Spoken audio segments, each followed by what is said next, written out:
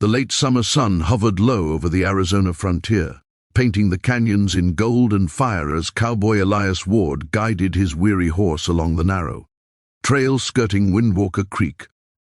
Elias was a man shaped by silence, 30 years old, calloused by the hardships of ranch life and the deeper wounds carried. From a war he wished he'd never fought in, he'd always believed he knew everything the frontier could show him, the brutal honesty of desert storms, the mercy of rain after weeks of drought, the savage beauty carved into every mountain and river. But he did not know that within minutes his life would swerve onto a road he could never have imagined as he reached the bend where the creek widened into a calm pool. Elias dismounted to let his horse drink. The air was cool, filled with the earthy scent of wet stone and the sweet breath of cottonwoods. Then, through the shimmer of reflected sunlight, he saw movement. A figure emerged from the water, an Apache woman, her long dark hair dripping down her back as she rose slightly. From the creek, unaware of being watched, the world around Elias seemed to fall silent. She wasn't bathing openly, but crouched low between the reeds, her motions cautious, timid, almost hunted. Her eyes, sharp, intelligent, scanning the tree line, held the alertness of someone who had been running for days. Elias stepped back, heart pounding, not from desire but from the shock of suddenly standing in the presence of someone who clearly did not belong there, someone who carried danger and vulnerability in equal measure.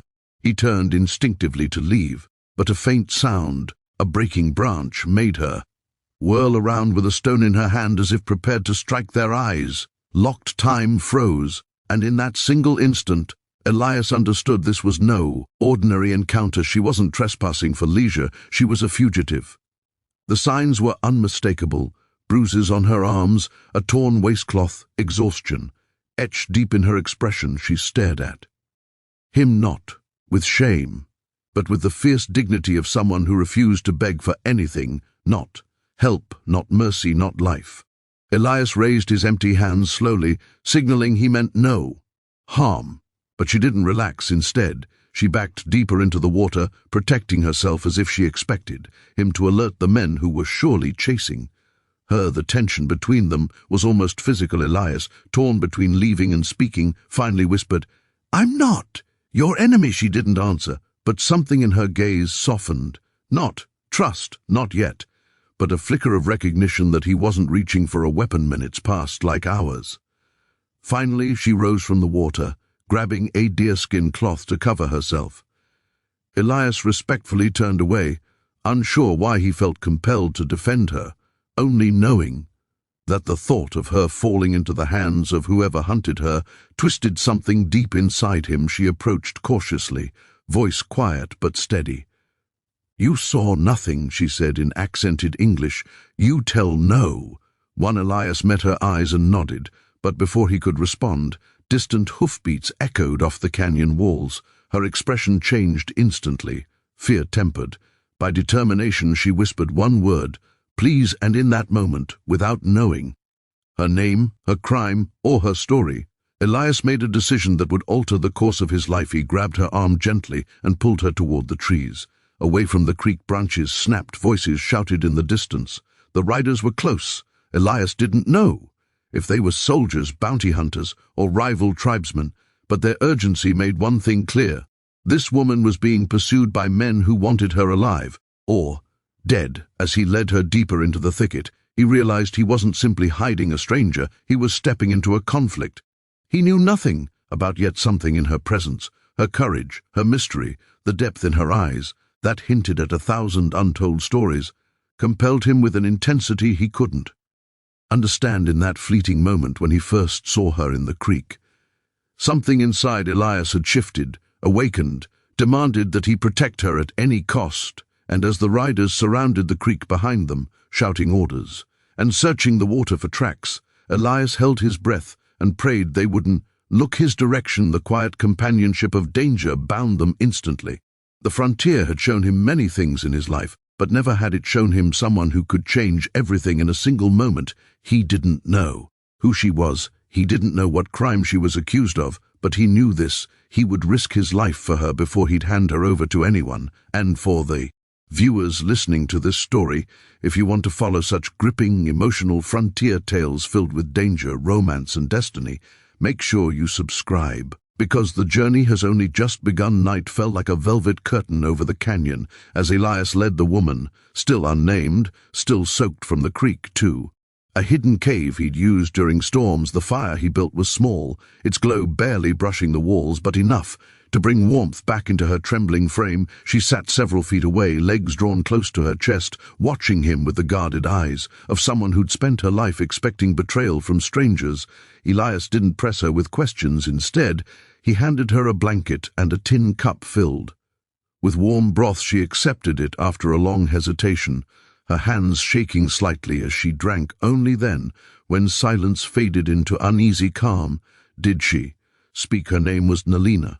She was Apache, yes, but not a criminal. She was running from a group of renegade scouts who had turned against her village, men who believed selling information to the army would earn them power and wealth. When Nalina overheard their plans, including a scheme to frame her brother for attacking settlers, she confronted them. They retaliated by marking her as a fugitive, accusing her of espionage, and spreading lies that she'd betrayed her tribe.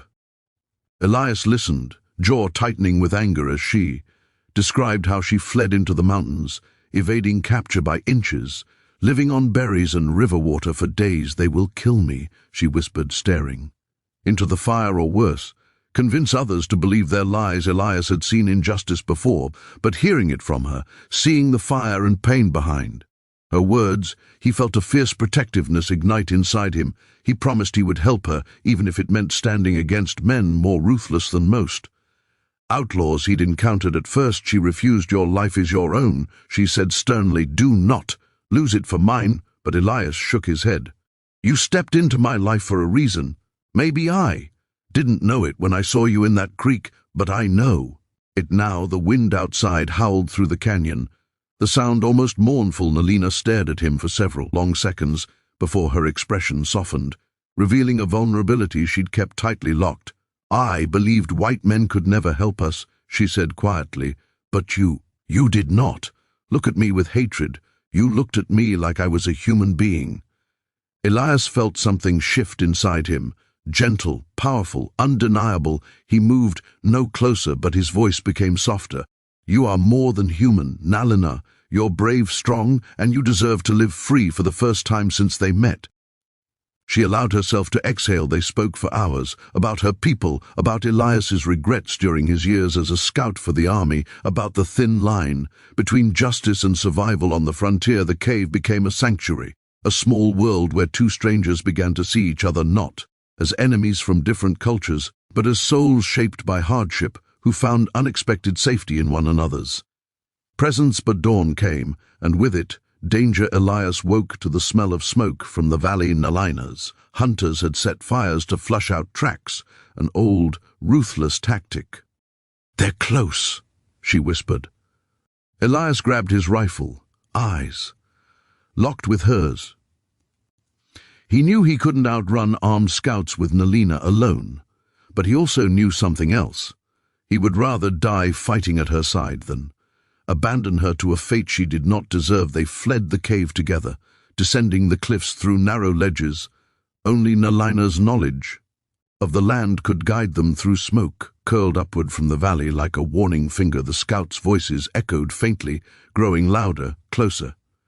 Finally, reaching a cut in the rocks overlooking a deep ravine, Nalina stopped. She turned to Elias, eyes sorrowful but resolute. "You saved me once," she said. "Now you must save yourself. Leave me. They want me, not you." Elias stepped forward, jaw set with unwavering determination. "You changed my life the moment I saw you," he said. "You made me realize I still had something worth fighting for. Justice, truth, and maybe more." She stared at him, breath caught in her throat, not used to anyone choosing her over their own safety. But before she could respond, the crack of distant rifles split the morning air. Elias grabbed her hand. "We run together," he said, "no matter what happens." And though fear trembled through her fingers, she didn't pull away. They sprinted toward the canyon's edge, where a daring escape awaited, one that would mark the beginning of a legendary story whispered along the frontier for years, the tale of a cowboy who saved a fugitive Apache woman, and how that single moment in the creek bound their destinies forever. And to everyone listening, if you want more powerful, emotional, edge-of-your-seat frontier stories like this one, make sure you subscribe to the channel. Your support helps us bring these epic Wild West tales to life. Stay with us. More frontier legends are coming.